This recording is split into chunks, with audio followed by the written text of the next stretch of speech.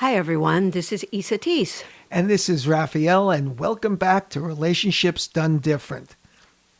Today's show is going to be about conscious compassion in a relationship.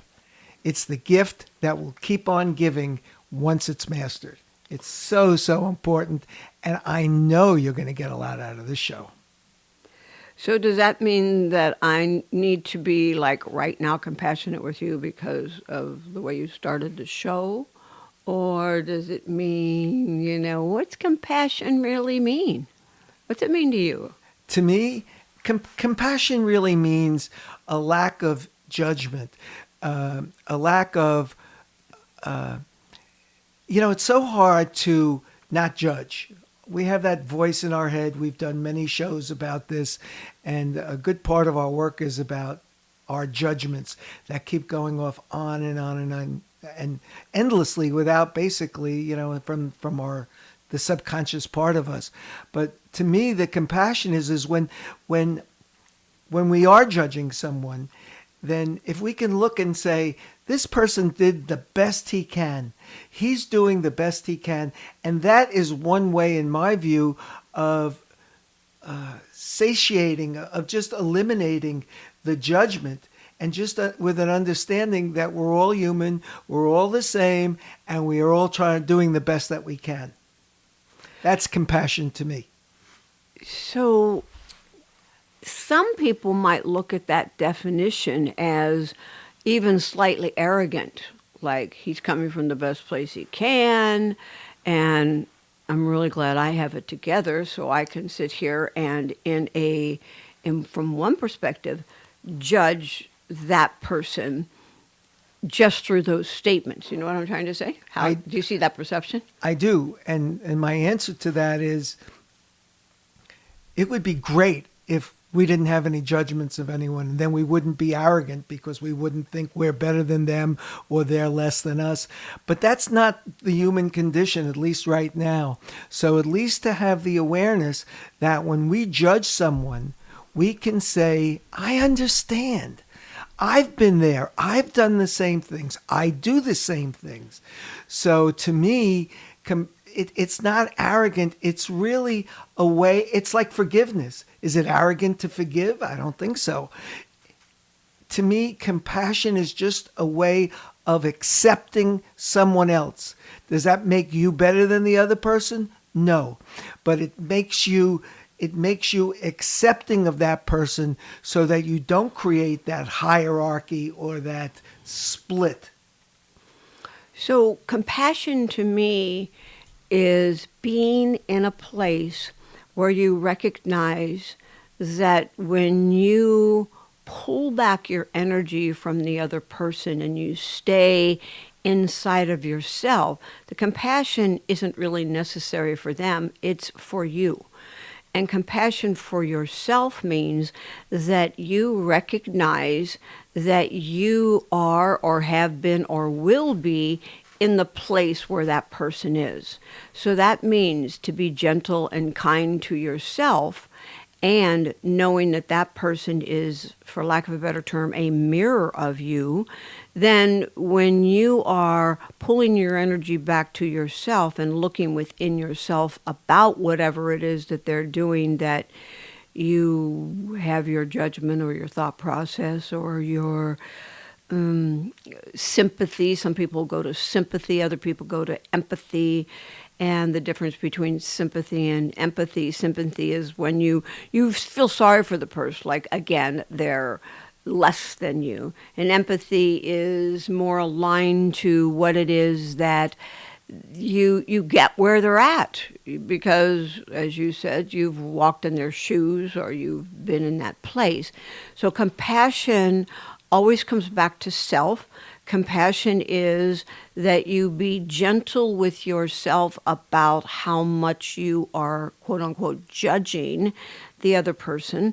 And when you do that, you realize and you remember that you come back to, whenever you are putting your energy out, if you will, over there, even though there is no over there, even when you become aware that your energy is appearing to be on someone else, then you bring your attention back to yourself and pull your energy back, and you say to yourself, how would I want to be treated in that moment?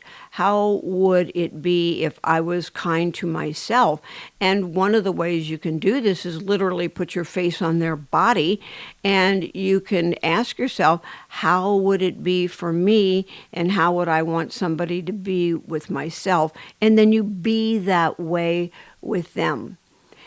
If you're not able to do that, your relationship is going to be hardened. You're going to build up walls. You're going to find that you might be arrogant because you think you have your act together and they don't. Or that you're going to do them a favor by, quote unquote, forgiving them or being compassionate, whatever word you're going to use. Does that make sense? Yes, and I have a couple. I think your point about that when we say we're having compassion for someone else, we're having compassion about we're having compassion about ourselves, and that is so right on. That is just it just makes so much sense. So really, to me, then compassion is an act of love of self, because we, as you said, we're projecting out our judgments are the towards others are always the judgments of ourselves. We project that out, and that's supposed to make us feel better, but as you've said, it really doesn't. So I really agree with that part of it. Compassion to me is, and there are just so many layers to this, and it depends upon where one is at the time.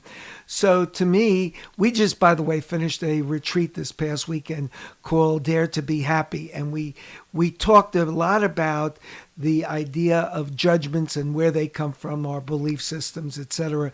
And that's something we really can't go into right now. But the piece about the compassion is that it's just another way of dropping the attack. In my view, it's a way of dropping the attack, the judgment, and just being loving. And the way that, and one of the ways to justify that, if one needs it, depending upon the degree of trigger, is just to say, I do the same things. I'm like that. Who am I to be judging? And that is that to me is the essence of this.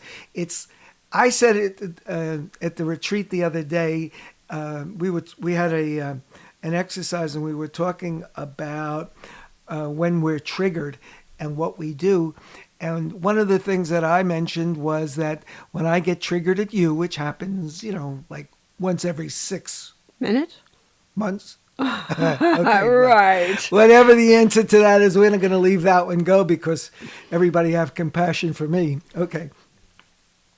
So when I am triggered, the compassion to me, I consciously say to myself, and sometimes to you also, is that I am just going to love you even more. I'm going to love you for exactly who you are. I can't change you. To me, that's compassion, because I'm no better than you. I'm no worse than you. But I just want to show the love, and that puts me in a much better place. It's actually selfish.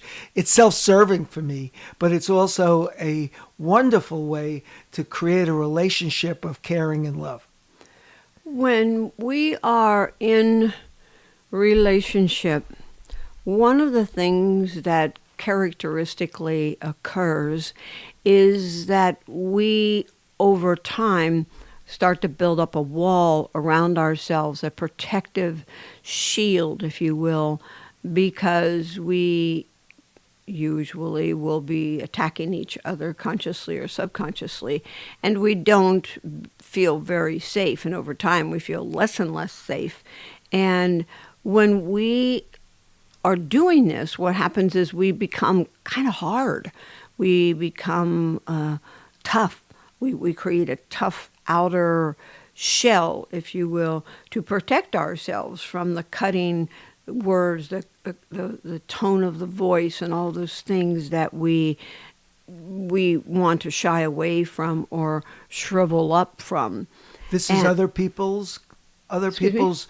response to us that we're shriveling up from. Is that what you're saying? It happens on both sides, but yes, if we're feeling judged, we're in relationship. So let's say two people are in relationship, and one person gets irritated, and they say or do whatever they do to the other person, and the other person then starts to build up a wall, starts to become protective of themselves because they don't want to be attacked by somebody else's emotions or belief systems or whatever it is that has them triggered. Therefore, over time, what happens is our wall keeps getting thicker and thicker. And what also happens is the other person then starts attacking back. And so the now person number one has now got his or her wall going up. Pretty soon, both people are very walled up, and they just give up communicating. Communication is the number one issue in relationships. I mean, hands down, it's because people don't say what they feel. They don't say what they mean. They make assumptions about what another person means or even says. They rarely will ask for feedback. Something like, this is what I heard you say. Is that accurate? If you fed back to people, you wouldn't ever need to get to compassion. You wouldn't ever have to do anything that looks like it's different than what you're doing right now. So if we recognize it and we agree that walls come up, that would seem like it is making mandatory the sense of compassion, then what would be really helpful is to start off with, in this whole shift from attack or from holding our space and defending our belief systems, to one of softness. So if you remember one thing, remember that softness is the first doorway into a compassionate life. Because if you feel this sense of softness, you'll notice that your shoulders will relax, and you'll notice that your breath is slowed down, and you will soften your eyes, which means that sometimes they even get a little bit glassy, or they're just not so intense. And these are conscious awareness activities that can help you know whether you're being compassionate to yourself or to anyone else. So that's a really good test question, is how are you in the moment, and how intense do you feel like you need to be to get what it is that you want? Okay, so are you saying that compassion is secondary to our response based on where we are in the moment?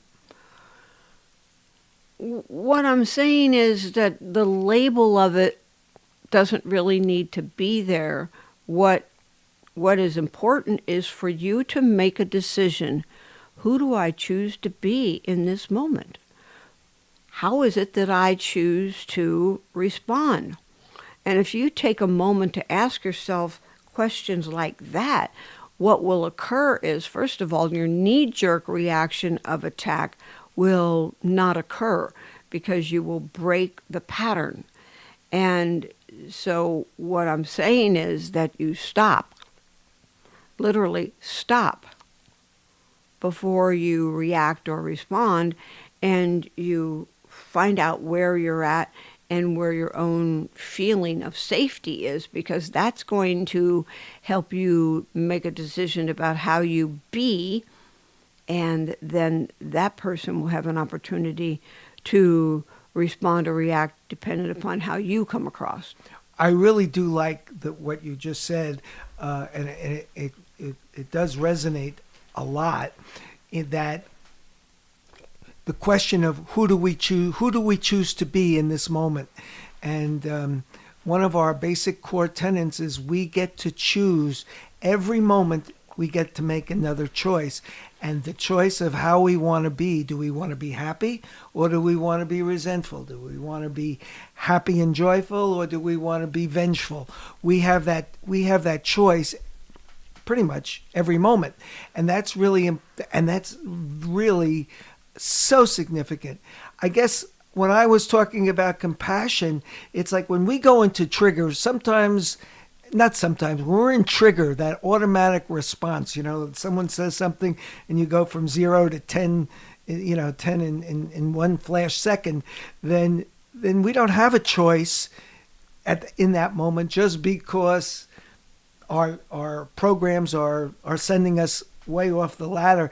And to me, the idea of having of things I talked about, of my definition of compassion, is a way to ameliorate that, a way to lessen it, to bring back to center as quickly as possible.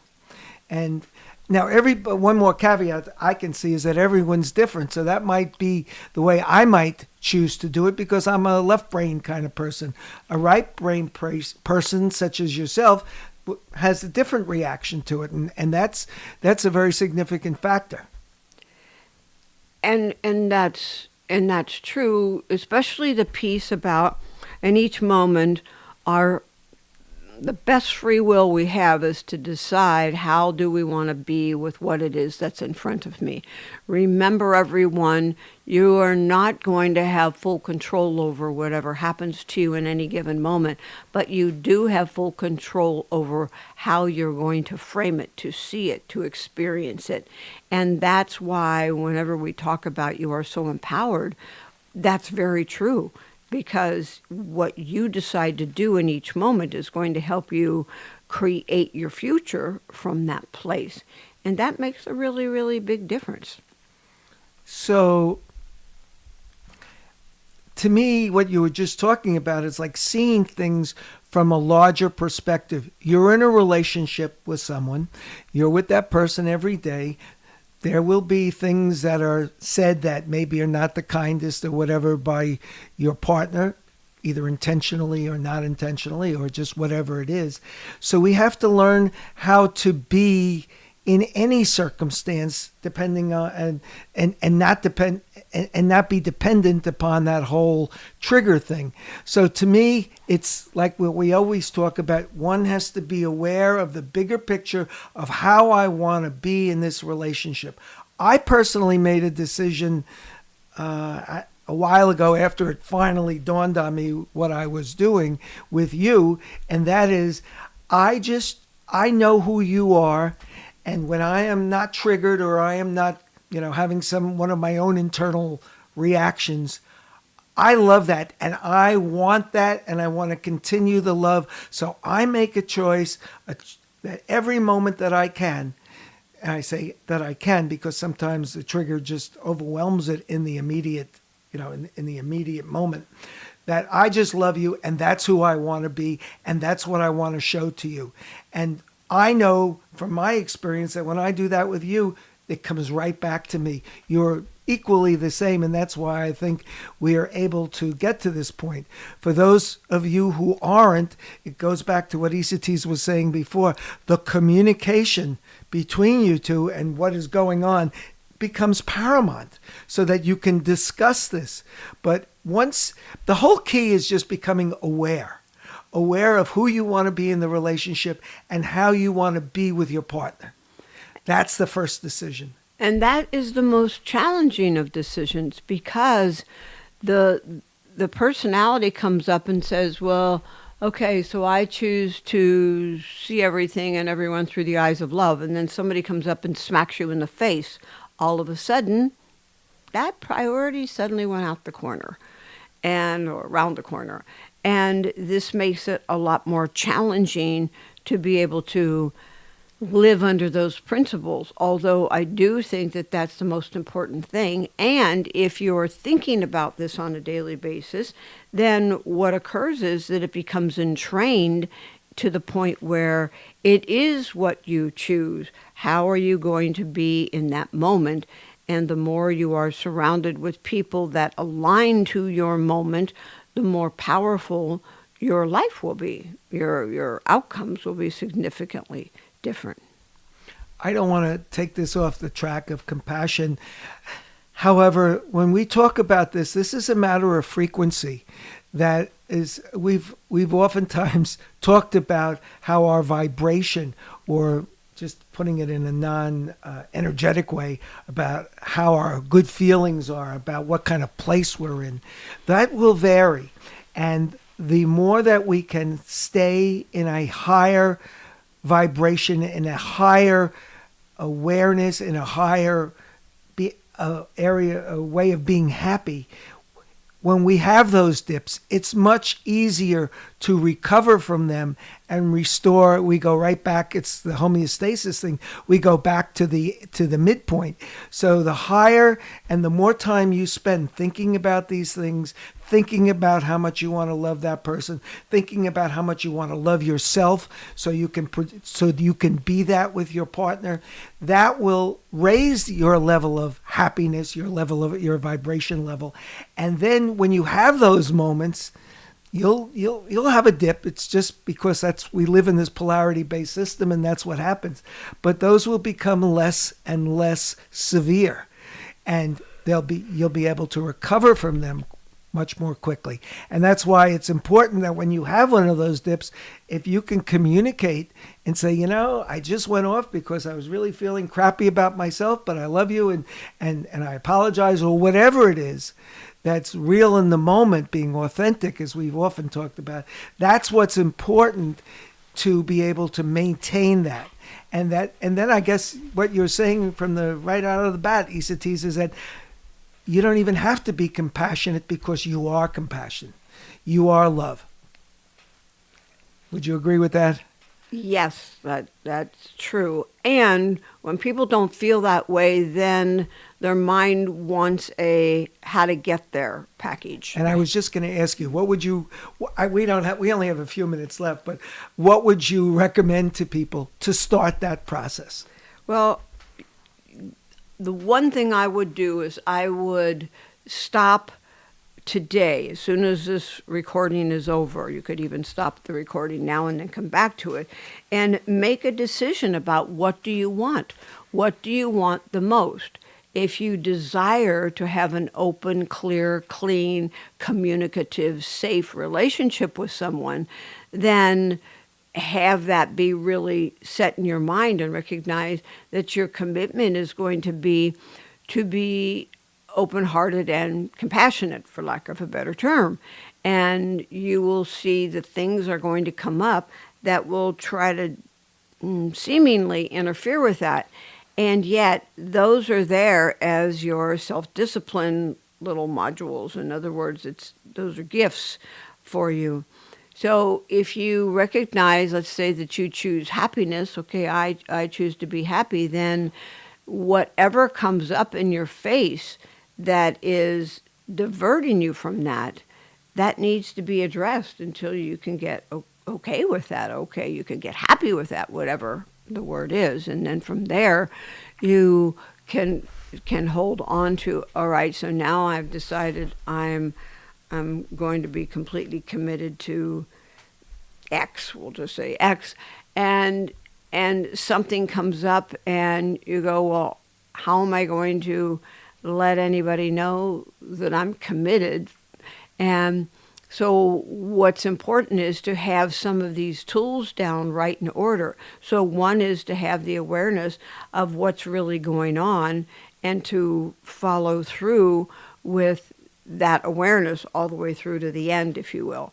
Then on a practical level, you can literally stop what you're doing and become aware of the feelings inside your body, and notice where there's tension or there's judgment. They all wind up to the same thing, instead of just having a thought processes about it. Then what if you started practicing some of these tools before you ever needed them? So that would look like learning how to look at people with softer eyes. That, for those of you that ever done those 3D pictures, those people are very, very good, because they can see all kinds of things where it does not look there's any pattern. And the more that we are trained to look out of the box for answers, we become really clear about what it is that we are wanting to do. So so number one is to literally soften your physical structure. Relax. Relax your bones. Go through a little relaxation exercise starting with the top of your head and relax the body as it goes down, so to speak. And then you can also become aware of your heart and let your heart speak to you.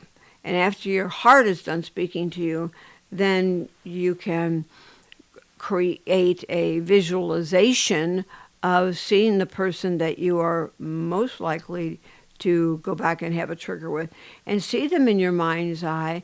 And at that moment, you can decide how you choose to frame them in that very moment, instead of looking at how you would have in the past or what your knee-jerk reaction was for them. You know, that reminded me when you said that, when I first met Isatis, she was coaching me, and I had one or two issues about my mom, and she used to say to me, put your picture on your mother's body, and knowing that all those judgments basically are judgments of myself. And that used to infuriate me. It was like, whoa, I can't believe that you could even suggest it. And that, the reason I'm mentioning in this is everything that Isa T said is so very important.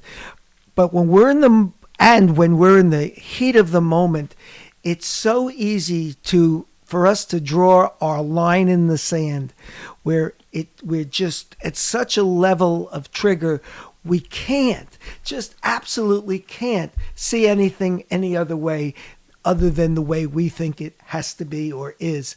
So that's just another thing. One of the things I would say is, when you're triggered, ask yourself, what's my level of trigger? And then if you get a high number, ask what is that about you that's triggering it? So bring it back to you. So, I mean, there are just many, many ways. We just spent 3 days in our last retreat dealing with different methods. So it's a process, and it literally is a process and a journey. It's not going to happen overnight. And that's an important piece. For those of you that hear these podcasts and you here are the tools that I or we offer up, and you do it one time and you expect miraculous results, just don't. It's not that it can't happen, but the likelihood of it changing in an instantaneous moment is unlikely. And based on that, you've got a opportunity to have your entire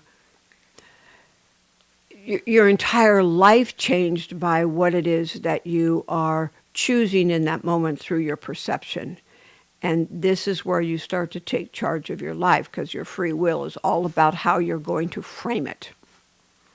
Does that make sense? Totally. And what occurred to me when you were just speaking is, and I'm not looking to make this into a commercial, but if you're looking to create that kind of change in your life, if you're looking to be happy rather than to be constantly angry, if you're choosing to love rather than be resentful, it is this process. And I would really recommend that you come and spend a couple of days with Isa Tees and I. We do periodic, every 3 months or so, retreats here in the Portland area. And if there's enough people, we will actually go on the road to have a retreat where you can start the process of understanding who you are first, and then how you can be in your relationship. So we keep these retreats small. We generally like to have them under 20 or 25 max, because then Isa Tees is able to work with people personally. We have tremendous results. But if you're if it's not us, get yourself a coach who can help you see what you can't see. When we're right in the middle of that, when we're in the trenches, it's very hard to see over the next hill. So that's just something that I would really recommend to someone who is really, really wanting to change their relationship, who really wants to be in the love with their partner. And more importantly, it just makes your life, when you feel that way about your partner, you're feeling that way about yourself. And that is very, very powerful. Yeah, that's very true. We know that how we're feeling towards our partner or anyone else in our life is how we're feeling about ourselves. So do we have a question today? Yeah, we do, but we'll be right back in 1 minute. We're going to take a short break and then we'll come back with our question for the day. So give us 1 minute and we'll be right back.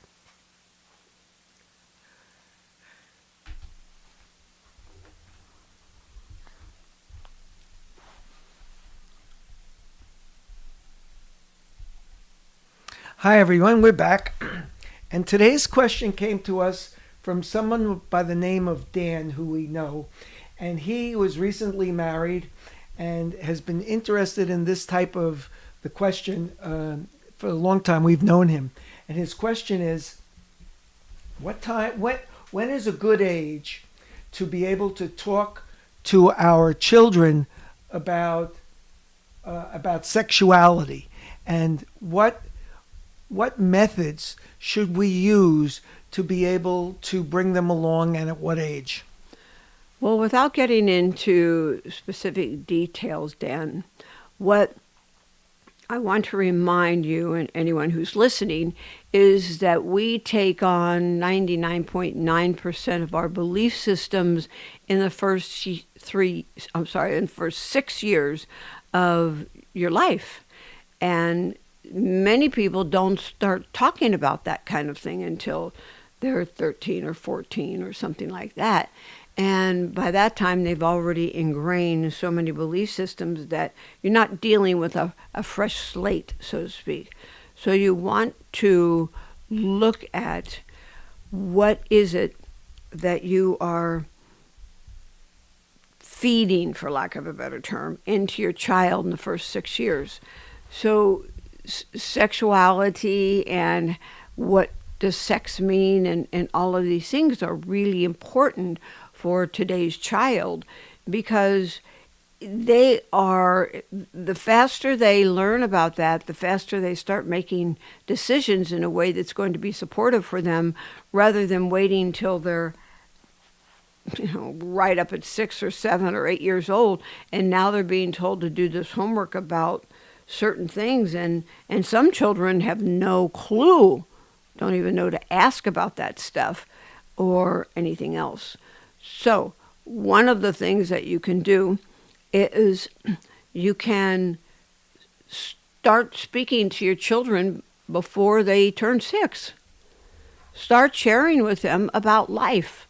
You can use animals, you can use plants, you can use whatever it is that you would like to help differentiate between the male side and the female side, and what does each side do, and then you can move into what is it that you are hoping that they're going to learn or to get from that, and then you can share all the things that we're talking about here with them.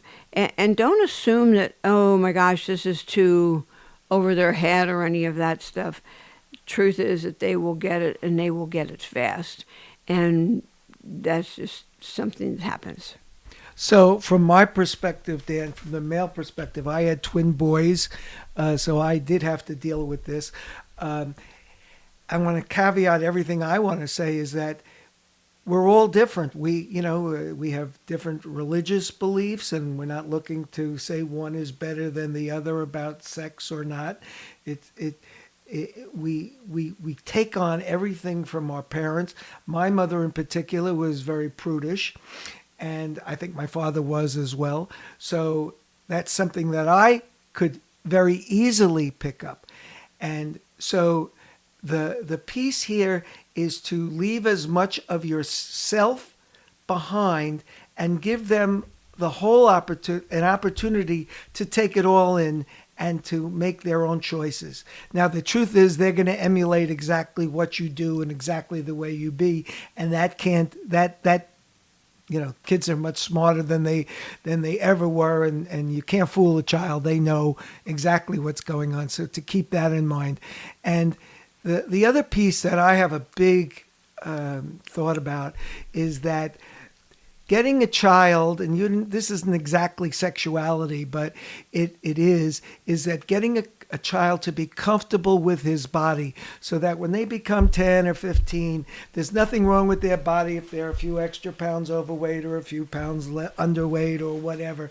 But the idea of being comfortable and okay exactly the way you are is something, in my view, that is really important to reinforce in children. Because how many times as an adult, and I know I have, body image is like huge. And to the extent that you can reinforce that they're okay no matter how they are, that's a really, really important thing. And we have to realize that if we ourselves have body images, you can rest assured that there's a real good shot we're going to be showing that to them. And that's something we really want to be conscious about. And Dan, I really appreciate your questions, and I invite all of you to ask questions about anything. We haven't even spoken about this before on any of the podcasts at this point. And if there's things that you would like us to speak about, just please write and let us know that so that we can accommodate you. And we're always looking for fun things to speak about at any rate anyway. So that was a very cool question. And there's how to go about it and what exactly to say. Obviously, we didn't get to that right now because I know that you don't even have any children yet.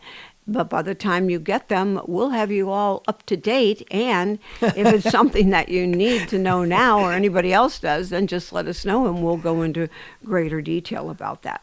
And the really cool thing about this is that the whole way we approach our sexuality and how we be with our children is just so much. It's a microcosm of who we are, of all the things we're talking about in relationship, about being authentic, about being real, and that is really, really. They're great questions, and thank you again. So that's cool. So again, please send us your questions. And today, Isatis, what's our question of the day? Our question is, what would it take for me to choose compassion? What would it take for me to choose compassion? When you find yourself irritated, angry, agitated, triggered in any way, shape, or form, one of the most powerful things you can do in that moment is to ask yourself, what would it take for me to choose compassion right here?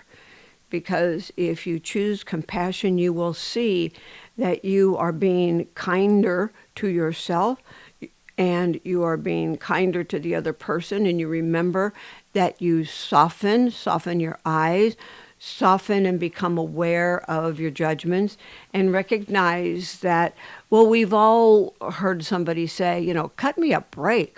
Crying out loud. Well, you can think about that. Give the person a break. They are doing the best they can do in that moment, and they're reflecting to you the imperfection that you're not okay with. Because if you're triggered by somebody, they're showing you a piece of yourself that you have still energy of non-acceptance with. So keep those things in mind. What would it take for me to choose compassion? And remember to use it on yourself as well when you notice you've got that nasty voice going on or you've done something that you wish you'd done better or whatever. What would it take for me to choose compassion right now? And I really am in such appreciation for everyone and the people that are writing to us and making notations and giving us feedback. It means so much to us. We are here for you, in service to you, in delight of watching you transform yourself. And if we can be a part of that on your journey, that is so awesome. Please share these with other people and let them know what you're experiencing and give them an opportunity to make a decision for themselves, whether it's a fit for them. If it is, great. If it isn't, great. But you never know whom it is that would be so incredibly grateful for the opportunity to train, to transform themselves, some situation, or their life by just hearing the words that are given here. So that's so very true. So I just wanted to mention, if there's any of you out there who would like, or dealing with a particular issue and would like some support, Isatis is available. She does private coaching sessions. And in the next month or two, we're not exactly sure what the exact date is, we are going to start to be doing some online some teleconference calls on different subjects, so that you can get yourself deeper into the energy and the work that we do, because it is very powerful, it's very cumulative, and it will change everything for you. So we just our information is below. Just email us and let us know in any way how we can help you. Thank you, everyone. We really appreciate you. Make this the most awesome week of your life so far. And we'll say good night, and we will see you next week. Bye for now. Bye.